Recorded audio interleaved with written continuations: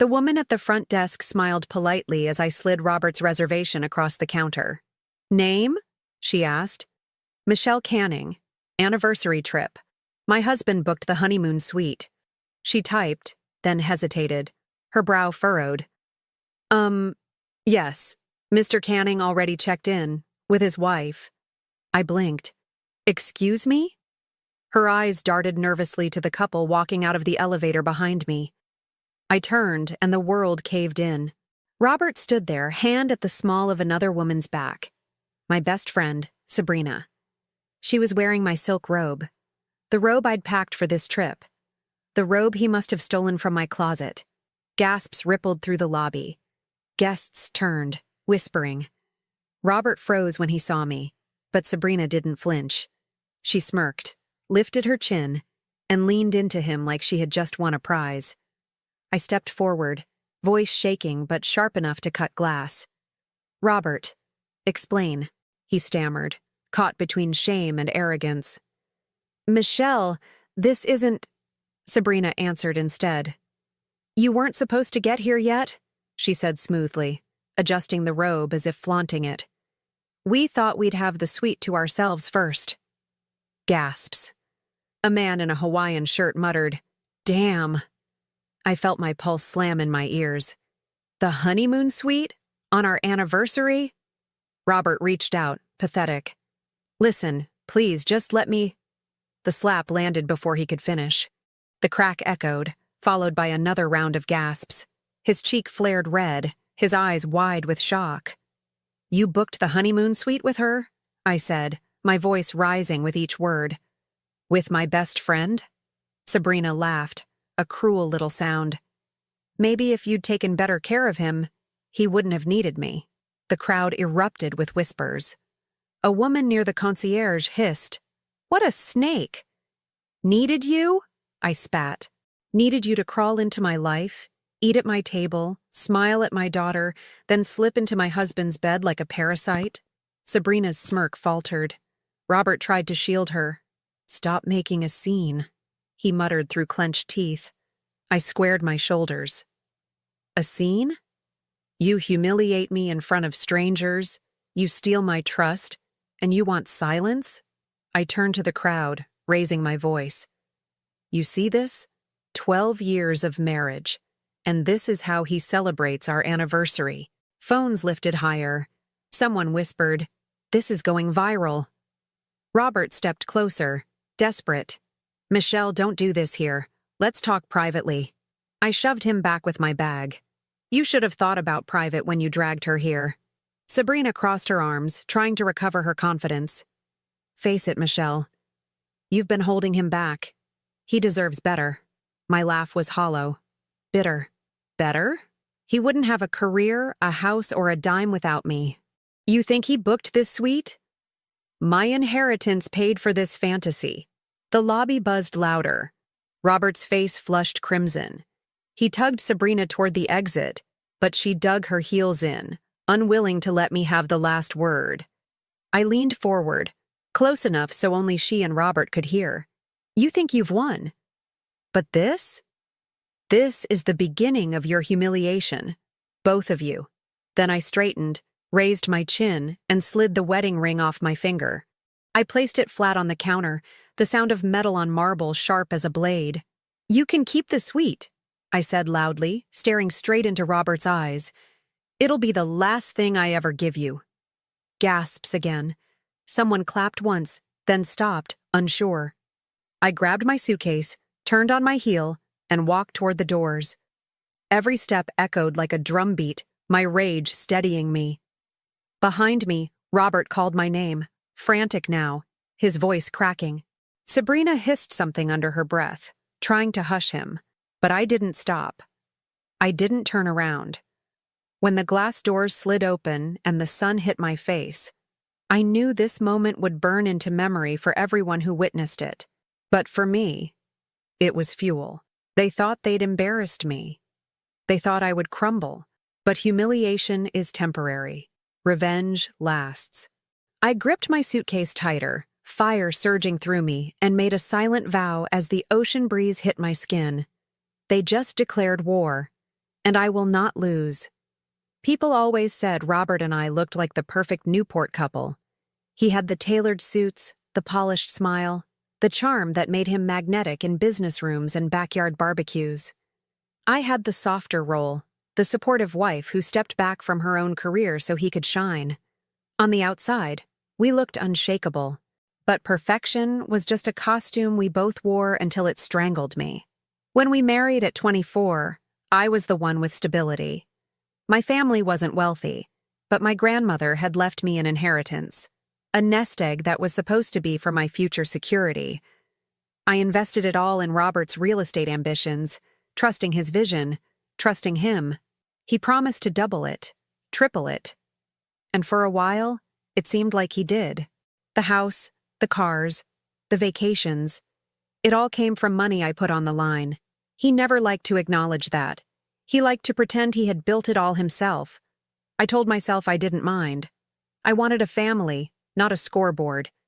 And when our daughter Sophie was born, I felt the sacrifices were worth it. Late nights rocking her to sleep while Robert stayed out networking, giving up event planning, the career I loved, so Sophie could have stability and he could chase deals. I thought I was protecting us. The cracks showed early. A lipstick stain on his shirt from a client dinner. A hotel charge in Las Vegas on a weekend he was at a conference. I confronted him once, and he laughed it off, told me I was imagining things, that I was insecure. And I believed him. Or maybe I wanted to believe him, because admitting the truth meant my whole life was a lie. Sabrina, my supposed best friend, was woven into our family from the start. She babysat Sophie, joined our holidays, toasted us at our anniversaries. I shared everything with her, every doubt, every frustration about Robert's absences. She was the one telling me, "Don't overthink it, Michelle. He loves you." Looking back, that should have been my first alarm. What friend needs to defend your husband more than you do? Still, I swallowed the doubts. Newport Beach was full of women whispering about their husbands' affairs. But I told myself Robert was different. He was mine. We'd built too much together, but Sophie isn't blind. Kids never are. One afternoon, a few weeks before the vacation, she sat at the kitchen counter doing homework, and she said something that gutted me. "Mom, why does Daddy call Aunt Sabrina his getaway?" I froze, my hands tight on the dish towel. "What did you hear, honey?" She shrugged, twirling her pencil. "He was on the phone. He said, 'Don't worry, our getaway is all set. Michelle won't know.'" Then he laughed. Her voice was innocent, but the knife it drove into me was anything but. I hugged her, too tightly, pretending it was nothing. I told her adults sometimes joke about things that don't make sense. But inside, the floor collapsed beneath me. That was the confirmation I couldn't dodge. Not a rumor, not a suspicion, not an excuse Robert could smooth over with charm. My daughter heard it with her own ears. I remember going upstairs, locking myself in the bathroom, and staring at my reflection until I didn't recognize the woman looking back. My face was pale, my eyes hollow, my mouth trembling. I whispered to myself, "It can't be. It can't be Sabrina." But it was. I replayed every night he was late. Every time Sabrina insisted I should treat myself while she offered to pick Sophie up from school. Every glance between them I had dismissed as paranoia. I had handed both of them the keys to my life, Robert with the finances, Sabrina with my trust, and they had driven me straight into the fire. I should have ended it right then, should have confronted him, confronted her. But part of me wanted proof so undeniable that even Robert couldn't twist it, so damning that Sabrina couldn't smirk her way out of it. That proof came at the resort lobby when the clerk said, "Mr. Canning already checked in with his wife." By then, though, Sophie had already given me the truth. She was the one who saw through the cracks when I refused to. And I promised myself I would never let her see me broken, never let her think betrayal was something a woman had to silently endure. I had played the role of the forgiving wife for too long. Now it was time to play the role of something else entirely. Not victim, not background, not support. It was time to be the storm. When I left that hotel lobby, dragging my suitcase through a swarm of staring faces. I felt like my entire body was vibrating. At first it was rage, then humiliation. But once the adrenaline settled, what remained was sharper, cold, precise. I had two choices: collapse or calculate. And collapsing was exactly what Robert and Sabrina wanted, to see me broken, sobbing, begging for answers. I wasn't giving them that. The first step was practical. Money. Robert thought he was clever, but every joint account was seeded with my inheritance. Without me, he was just another smooth-talking real estate agent with a smile and debt. He'd always hated when I reminded him of that, which is why I stopped mentioning it years ago. But the truth was power, and I was ready to use it. At the airport, I opened my laptop and logged into our accounts. One by one, I transferred balances into an account in my name only, the one he never knew existed. When the confirmation screen flashed, I actually laughed. Not a happy laugh, a sharp one, like a blade leaving its sheath. Next, I froze the credit cards. He'd find out soon enough when the waiter brought the check and his card was declined. I almost wished I could see his face in that exact moment. Almost. When I landed back in Newport, I went straight to the house. Sophie was staying with my sister for the weekend. Thank God. So I had space to move quickly. I pulled out garbage bags, not for trash but for everything of Robert's I could stuff inside. Suits, golf clubs, those ridiculous leather loafers he thought made him look European.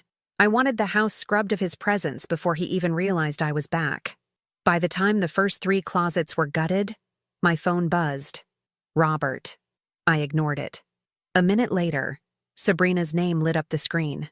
I ignored that too. Instead, I called someone else. A lawyer.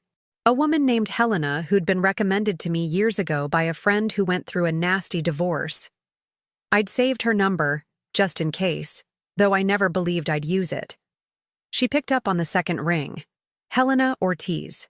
It's Michelle Canning, I said, my voice steady even though my hand trembled. I need to file for divorce, immediately, and I need it to be ruthless. Her silence lasted a beat. Then she said, "Come in tomorrow morning. We'll make it happen." That was the moment I felt the shift. No longer the betrayed wife, no longer the woman begging for scraps of honesty. I was in control. I was setting the board, and Robert didn't even know the game had changed. I poured myself a glass of wine and opened my laptop again, this time to Zillow. Our house wasn't just where we lived, it was where we hosted barbecues, birthdays, anniversaries. It was Robert's favorite stage, his proof of success. And I would take it from him, too. I contacted a realtor I trusted and arranged a meeting. By the time Robert realized what was happening, the listing would already be live. Hours slipped by. The house looked emptier, but I felt fuller, like each decision poured steel back into my bones. The knock on the door came just past midnight. Robert's voice followed, muffled but urgent. "Michelle, open up. We need to talk." I froze for a moment, heart pounding, then forced myself to stay calm. I didn't open. His voice sharpened. "Don't act like a child. This isn't what you think." I actually smiled at that. This isn't what you think. The line cheaters rehearse like it's gospel. When I didn't respond, his knocks grew louder. "Michelle, you can't just walk out and freeze the cards. What the hell is wrong with you?" So he'd noticed. Good. That was only the beginning. I stood just behind the door, wine glass in hand, listening to his anger spill out. I pictured him realizing in real time that the money was gone, the cards were dead, the door was locked, and his wife wasn't playing the role of victim anymore. Finally, I spoke. Loud enough for him to hear, but calm, deliberate. "Go back to your mistress, Robert. Your key doesn't work anymore." The silence that followed was delicious. Then came the desperation, the cracks in his voice. "Please, just let me explain. It's not serious with her. It didn't mean anything."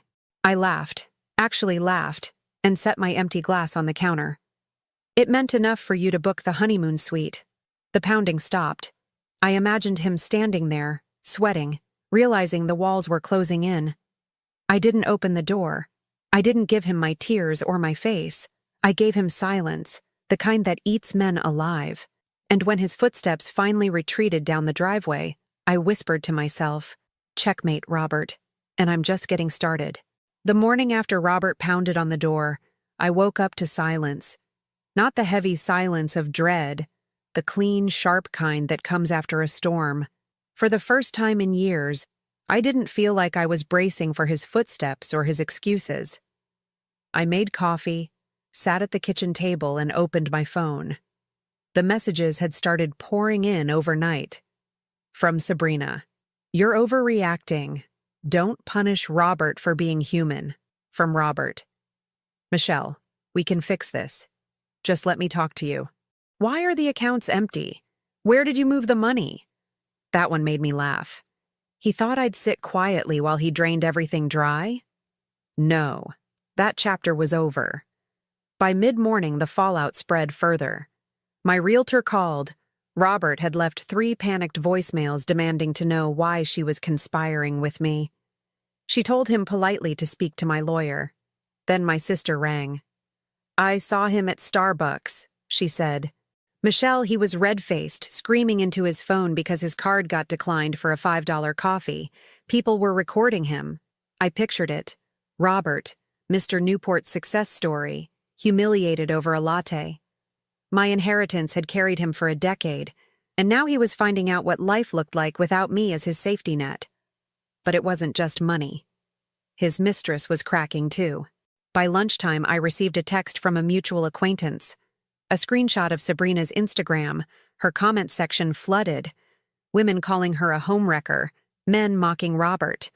Someone had even posted the hotel confrontation clip, grainy but clear enough, with the caption, "Imagine booking the honeymoon suite for your mistress. On your anniversary." The post was spreading fast. Newport thrives on gossip, and we had just given them a feast. By late afternoon, the phone calls began. Not from Robert, but from his allies. His business partner, Jason, left me a message. "Michelle, I don't know what's going on, but Robert's behavior is affecting the firm. He showed up this morning yelling about sabotage and clients overheard. If he doesn't get control of himself, he's done here." Then Robert's own mother called me. Not to defend him, but to apologize. "I don't know what my son was thinking. You've given him everything. Please don't punish Sophie for his sins." That one stung. I loved Sophie too much to ever use her as leverage, but it told me everything about how far Robert had already fallen. When your mother sides with your wife instead of you, the ground under your feet isn't just cracking. It's gone. By evening, Sabrina's mask began to slip. I got a text from her fiancé, well, ex-fiancé now, who had just found out about the affair. His words were brutal. "You two deserve each other. Don't ever contact me again." I imagined Sabrina reading that message, realizing the shiny new life she thought she was building with Robert wasn't so shiny anymore. And still, I stayed silent. No responses, no explanations. Silence was more powerful than any insult I could throw. Silence left them choking on their own desperation. That night, as I tucked Sophie into bed, she asked quietly, "Mom, is Daddy in trouble?" I brushed her hair back and kissed her forehead. "Daddy made some bad choices. But you and I are going to be okay. Better than okay." Her little arms wrapped around my neck. "I believe you." Those 3 words lit a fire in me stronger than any rage. This wasn't just about revenge. It was about showing my daughter what strength looked like. The next day, the desperation turned into action. At noon, as I was leaving Helena's office with divorce papers in progress, Robert was waiting outside. His eyes were bloodshot, his shirt wrinkled, his tie loose. He looked like a man who hadn't slept. "Michelle," he pleaded, stepping toward me. "Please, just give me a chance to explain."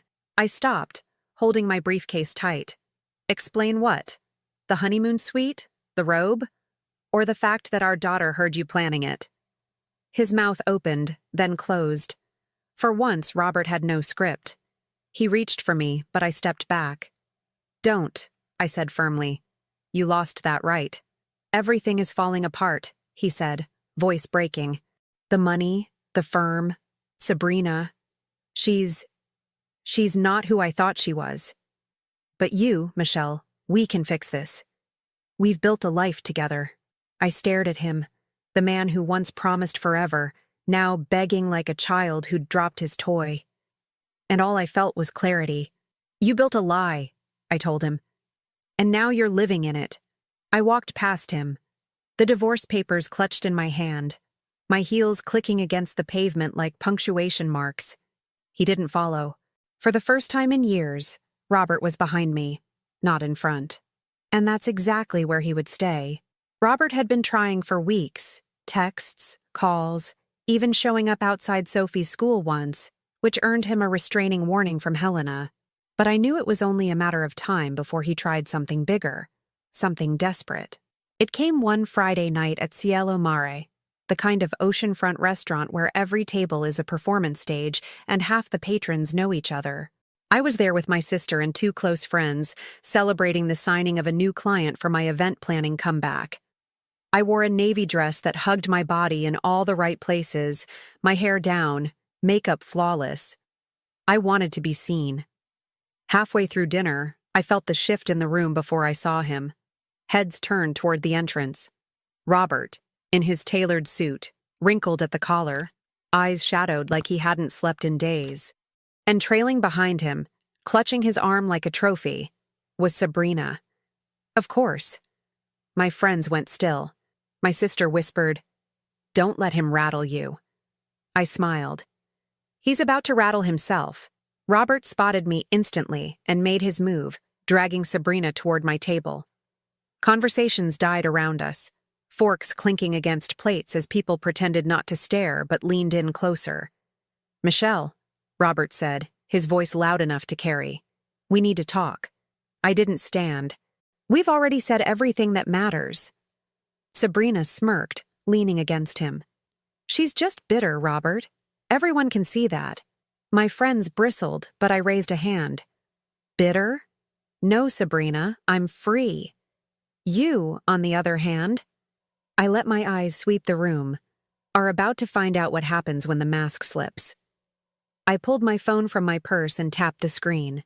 The Bluetooth speakers in the restaurant weren't hard to access. I'd arranged this ahead of time. My friend across the table, an IT wizard, gave me a subtle nod. Robert frowned. "What are you doing?" Then the audio began. His voice filled the room, recordings I'd saved from months of him talking to Sabrina on speakerphone when he thought I wasn't listening. "Don't worry, babe. Michelle's clueless. She still thinks I'm faithful. Once I get my hands on the rest of her inheritance, we'll be set for life." Gasps rippled through the restaurant. Sabrina's face drained of color. I tapped again.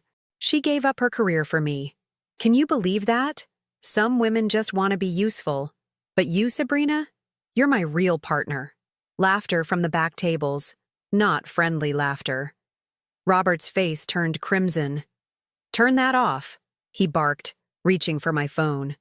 I pulled it back, smiling coolly. "Funny, Robert. You never minded an audience before." Sabrina yanked her arm away from him, her voice shrill. "You told me you loved me. You said she was nothing but a burden." The crowd was eating it up. Phones were out, recording. This wasn't gossip anymore. It was evidence. Robert sputtered, looking between us, realizing he was cornered. "Michelle, you don't understand." I stood finally, pushing my chair back with deliberate calm. "No, Robert. I understand perfectly. I funded your career, your lifestyle, your whole image. And you repaid me by dragging my so-called best friend into the honeymoon suite on our anniversary."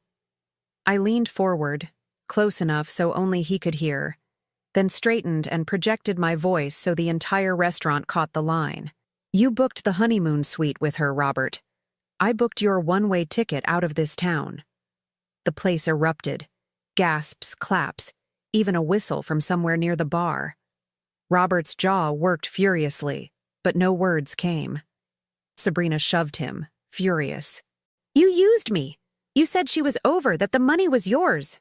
He reached for her, but she stormed off, heels clacking against the tile, leaving him stranded in the center of the room, alone. He turned back to me, eyes wild. "You'll regret this. You think people are on your side, but they'll get tired of your drama." I tilted my head. "Look around, Robert. They're already tired of you." Dozens of eyes burned into him. Phones still recording, flashes going off. He stood there, trembling, humiliated, the mask of Newport's golden boy shattered. Then he shoved through the crowd and stumbled out into the night, tripping on the step, laughter chasing him into the street. I sat back down, smoothed my napkin over my lap, and took a slow sip of wine.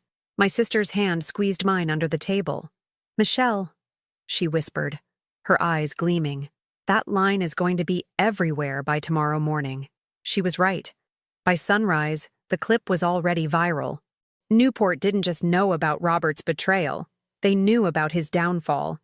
And I had delivered it with a smile. I should have expected it.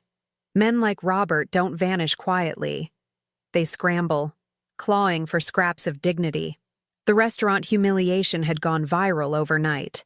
Clips of him sputtering while I delivered my line had been reposted across every Newport gossip account, captioned with hashtags like Yuri honeymoon suite scandal and Yuri the one-way ticket Robert.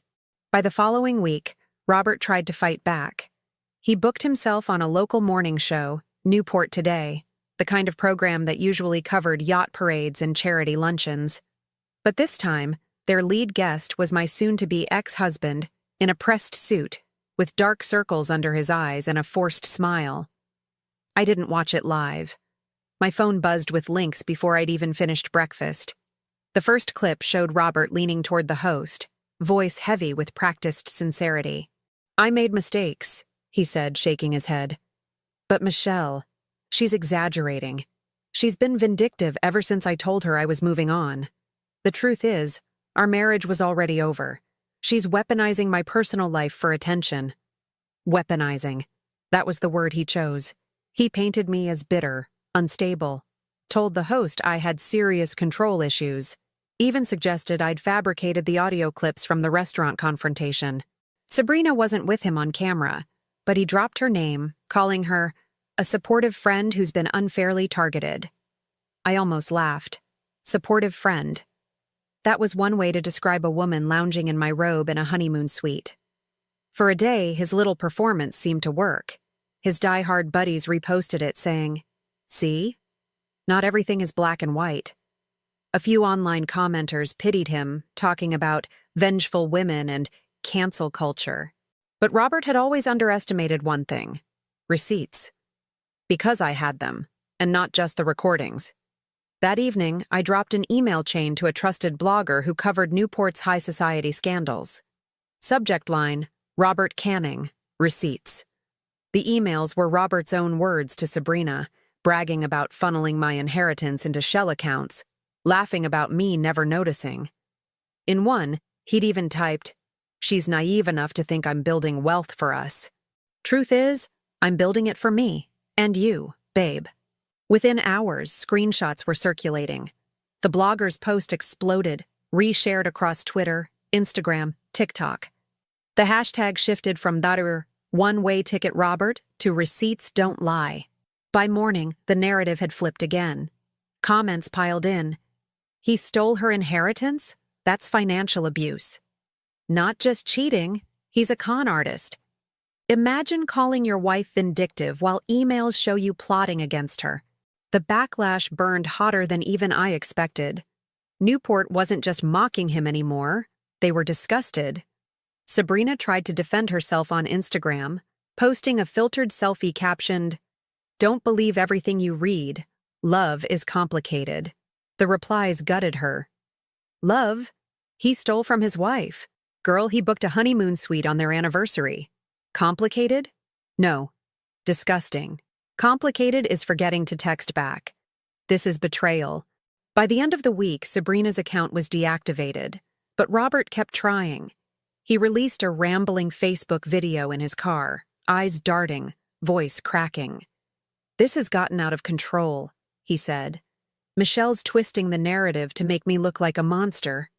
The truth is, she was never satisfied. She controlled every dollar, every decision. Mid-sentence. His phone buzzed with a notification. He forgot to mute it. On screen, the text preview was visible. Sabrina. Stop dragging me down with you. The internet caught it immediately. Someone screen recorded, slowed it down, zoomed in. Within an hour, the clip was everywhere, captioned with "Chai dragged down" and gifs of sinking ships. Even his business partner, Jason, cut ties publicly. In a press release, Jason wrote, "The firm distances itself from Mr. Canning's personal and financial misconduct. Investors fled. Clients pulled contracts. My lawyer, Helena, called, chuckling for the first time since we'd started. Michelle, you don't even need to fight this PR war. He's destroying himself with every word." Still, I wasn't finished. On Saturday, I uploaded a single post to my Instagram. Not a rant, not even a caption. Just a picture of Sophie and me at the beach, her hand in mine, both of us smiling. The caption was one line: "We rise by telling the truth." It went viral. Not because it was scandalous, but because it was simple. People reposted it with messages like, "This is what strength looks like." Meanwhile, Robert's spiral deepened. Reporters stopped calling him for interviews. Neighbors crossed the street to avoid him. And the cruelest cut of all, his own father, the man who once bragged about Robert's business genius, issued a statement at a charity gala. "I am ashamed of my son's actions. He does not represent this family's values." Robert had tried to spin the story. He'd tried to paint me as vindictive, unstable, controlling. But receipts don't lie. Screenshots don't lie. Children don't lie. By the end of that week, Robert wasn't just a cheating husband. He was Newport's most public cautionary tale. And for the first time since the lobby of that resort, I felt like I could breathe without fire in my chest. Because Robert wasn't just exposed. He was finished. The morning of the first court hearing, I slipped into a navy blazer and simple pearl earrings. No theatrics, no flash, just calm authority. Robert, on the other hand, arrived with his tie crooked, his lawyer sweating beside him, and dark circles carved into his face. He looked smaller somehow, shrunken. Not the man who once commanded rooms with a smirk and a handshake. Helena, my attorney, didn't waste time. She filed a motion for full financial disclosure, and the receipts poured in. Every shell account Robert thought he'd hidden. Every dinner charged to my inheritance. Every business trip that doubled as a tryst with Sabrina. It wasn't just adultery. It was fraud. The judge wasn't amused. "Mr. Canning," she said, her voice sharp, "your financial behavior borders on criminal. Be thankful this is a divorce proceeding and not an indictment." Robert clenched his jaw, eyes darting to me like he could will me into silence. But I wasn't silent anymore. I sat tall, hands folded, while Helena dismantled him piece by piece. The house? Mine. I'd bought it with inheritance money that could be traced directly back to my accounts. The judge agreed. The cars? Gone to auction, proceeds deposited into a trust for Sophie. Custody? Full to me. Supervised visits for Robert after his emotional instability was highlighted in his own social media rants. His lawyer tried to spin me as vindictive, but the judge shook her head. "Mr. Canning, you're a public relations disaster of your own making. I won't risk placing a child in the center of it." When the gavel fell that afternoon, I had everything I came for. The house, custody, control of finances. Robert had nothing but his suit and the mounting debt he'd thought he could outrun. But the courtroom was just the beginning. Word spread fast in Newport circles. His father, usually stone-faced and proud, didn't bother hiding his fury. At a family gathering, one I didn't attend but heard plenty about, he stood up and announced, "My son is no longer welcome in this house. He has disgraced the Canning name, and he will receive no financial support moving forward." Robert's younger brother, who had always lived in his shadow, pulled his arm away when Robert tried to corner him afterward. "You're toxic," he said loud enough for the relatives to hear. "You nearly ruined this family's reputation. Don't call me again." Robert was radioactive now. The brother who once idolized him walked away. The father who bankrolled him cut the cord, and the so-called mistress who'd gloated in my silk robe was unraveling too. Sabrina's collapse came swift. Her fiancé had left her months earlier, and with Robert broke and unstable, she tried crawling back to her old life. But Newport is small. Word travels. Former friends avoided her at coffee shops, and whispers followed her at the gym. She posted once more on social media, some vague, tearful video about love being misunderstood, but the comments shredded her. By the next morning, her account was gone. Meanwhile, Robert's descent into isolation accelerated. His business partner formally dissolved their firm. Clients sued for negligence, citing his inability to manage contracts after the scandal. His phone number leaked, and prank calls flooded him. Even his landlord served him notice when he couldn't cover rent on the downtown condo he'd tried to cling to. I watched from a distance, not with pity, but with clarity. This was the man who had mocked me behind my back, siphoned my inheritance, and humiliated me publicly. Now, he was a pariah, stripped of the wealth, family, and allies he once flaunted. The final blow came quietly, like justice often does. A notice arrived in my mailbox. The court had approved wage garnishment from whatever scraps of freelance consulting Robert could still secure. Every dollar he earned above bare minimum living expenses would funnel directly into Sophie's trust. I poured myself a glass of wine that night and read the letter twice, letting the weight of it sink in. Robert wasn't just broke. He was working for me now. Every paycheck chained to the daughter he'd betrayed. When I tucked Sophie in, she asked me again, "Is Daddy going to be okay?" I brushed her hair back. "Daddy's choices have consequences, but you and I, we're more than okay." That weekend, I drove past his old haunts, places he once strutted like he owned them. The country club revoked his membership. His favorite bar had banned him after an outburst when his card declined. And outside a dingy extended-stay motel, I spotted him once, shoulders slumped, phone pressed to his ear as if he still had someone left to call. He didn't. Robert was homeless by Newport standards, stripped of his tailored suits and staged smiles. The man who once booked a honeymoon suite to flaunt his betrayal now lived in a room that smelled of mildew, his name synonymous with scandal. And I was free.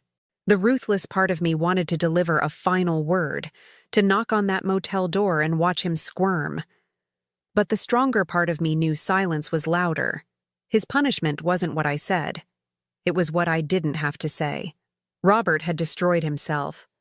I had simply moved the pieces into place and let gravity do the rest.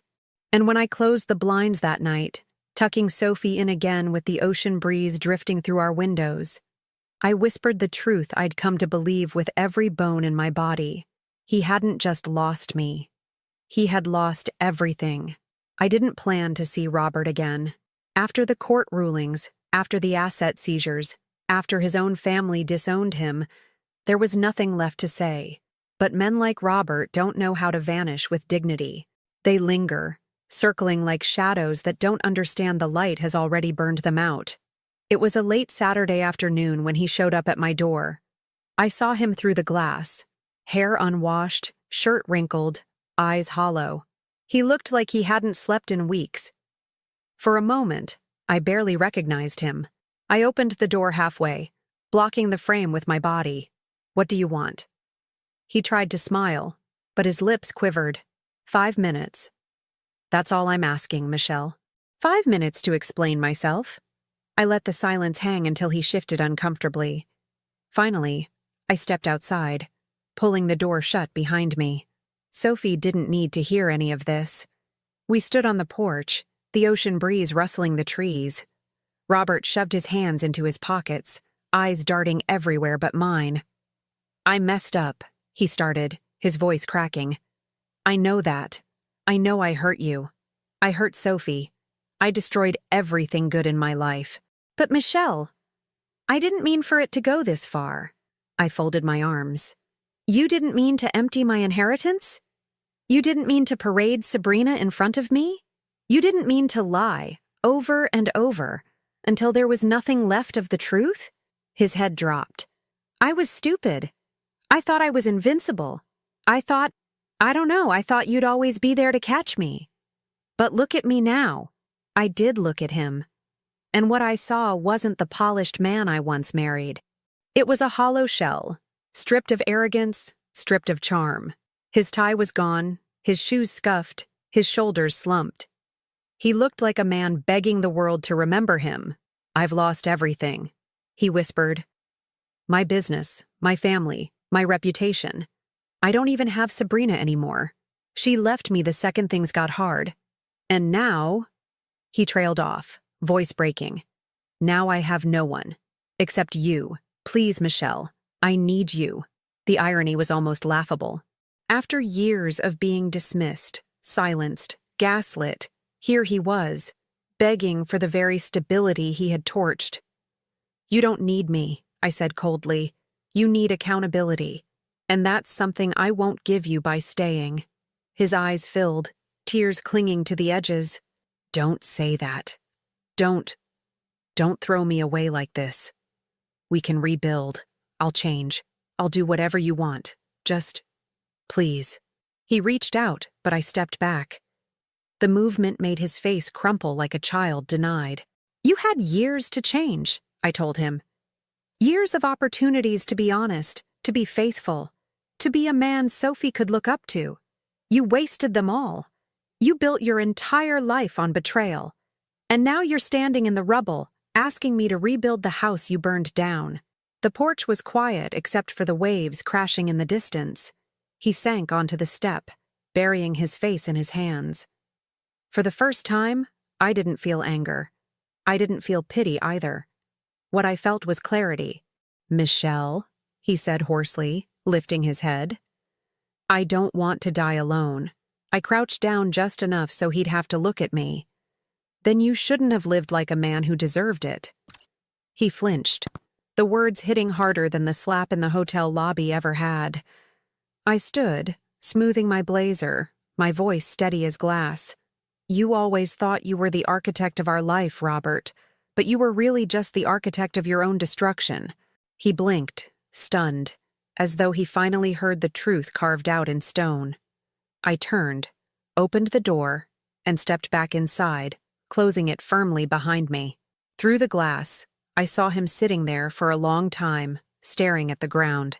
Eventually, he got up and walked down the driveway, shoulders hunched, swallowed by the fading light. That was the last time I ever saw him. 2 years can change everything. Sophie is taller now, her laughter brighter, her confidence blooming in ways I used to dream for her. Last week, she won her school's debate competition. She stood at the podium, steady as stone, arguing about justice and fairness with a fire in her eyes that reminded me of myself, of the woman I finally let surface when everything fell apart. As for me, I rebuilt. Piece by piece, brick by brick, I took back the life I had sacrificed. My event planning business is thriving again. Clients line up months in advance, drawn by the story of the woman who turned betrayal into reinvention. I don't advertise that part, but people whisper it. And whispers, I've learned, can be powerful currency. Our house feels different now. Lighter. The air no longer heavy with secrets or lies. I painted Sophie's room in her favorite shade of teal, and in the living room hangs a framed photograph of the two of us at the beach, wind in our hair, freedom in our smiles. This is what home feels like: safety, truth, and love without conditions. Every so often, I still hear murmurs about Robert. Newport is small, and his name still drifts through conversations like a ghost. He bounces from odd job to odd job, couch surfing when motels become too expensive. His father keeps the door closed. His brother doesn't return his calls. Even Sabrina vanished, marrying someone else far away, her name only mentioned now with a roll of the eyes. But Robert? He's no longer a player in my story. He's background noise, static fading into silence. And that's exactly what he deserves. One evening, Sophie asked me, "Mom, do you ever think about what happened?" I paused, then smiled gently. I think about how strong it made us, how it showed us we don't need anyone who betrays us. And how freedom is better than any fairy tale we thought we had. She nodded, satisfied, and went back to her homework. Children don't need long explanations. They just need truth, steady and simple. Sometimes, late at night, I stand on the balcony and let the ocean breeze wash over me. I remember the woman who walked out of that hotel lobby, heart shattered, pride bleeding. She didn't know yet that her pain was a doorway. That humiliation was only the spark that would set fire to a stronger life. Now, I do. Robert thought betrayal would break me. Instead, it rebuilt me. And as the waves crash against the shore below, I whisper the words that close this chapter forever. Betrayal didn't imprison me. It freed me. Thank you so much for watching this story. If it resonated with you, or if you've ever faced betrayal and found your own strength on the other side, I'd love to hear your thoughts in the comments below. Your experiences matter, and sharing them can inspire someone else who's going through the same pain. Don't forget to hit that like button if this story moved you, and make sure to subscribe so you don't miss the next one. Until then, stay strong, stay true, and always choose freedom over betrayal. And that wraps up today's story. Now we want to hear from you. Where are you watching from?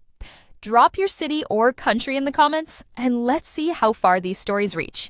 If this story moved you or gave you chills, give it a like, share, and subscribe for more powerful stories. One last thing, rate the story from 1 to 10 in the comments. Your feedback helps us bring you even better ones next time. Thanks for watching. We appreciate you being part of this storytelling journey.